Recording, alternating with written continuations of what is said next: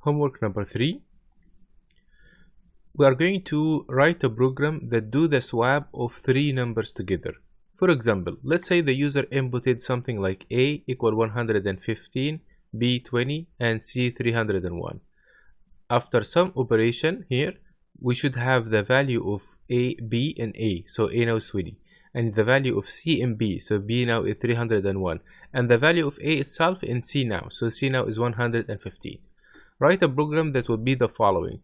It will have here a reading for 3 lines, numbers, and printing for the 3 numbers. And here you are to write your code. You can write it only in 4 lines of code, but feel free to go more.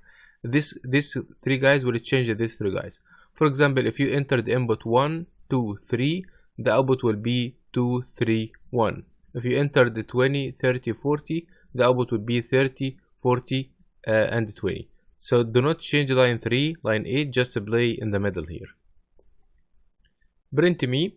This program is a bit challenging, and later we'll learn a couple of things in programming that will make this program very trivial, but now you have very limited tools to do the task. You will read 2 integers, a and b. If and b is either -1 or 1. If the b value is -1, you will print the expression 2 times a plus 1. If b is 1, you will print the expression a times a.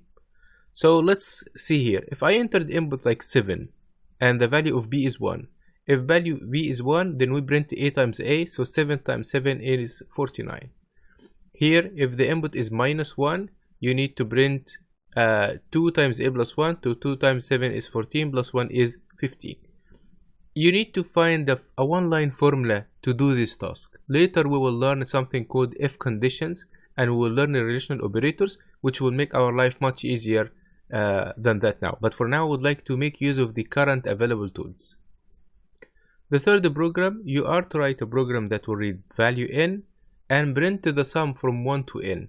This is another program where later programming like for loops is going to make it very easier. But for now, it will be a little bit challenging, but even it is the right way still. So let's say I entered the value n equal 5. Then the sum from 1 to 5 is 1 plus 2 plus 3 plus 4 plus 5. So this is just 15. So the output is 15. Here are more values. If I enter the 4, then the output should be 10, which is 1 plus 2 plus 3 plus 4. I'm writing here some hints. Give a trial to find a very simple formula to solve this problem. If you couldn't, try to read this hint and make use of it. That's all.